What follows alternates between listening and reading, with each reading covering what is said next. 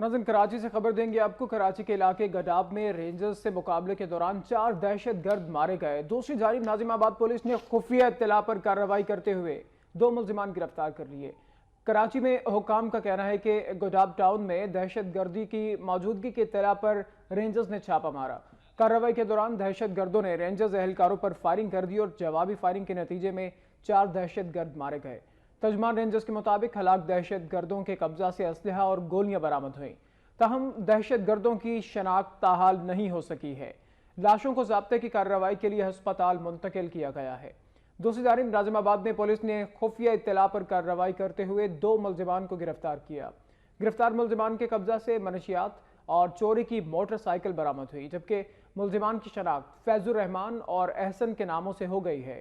ملزمان دیگر جرائم کی سنگین وارداتوں میں ملوث ہیں اور اس سے قبل بھی کئی بار جیل جا چکے ہیں۔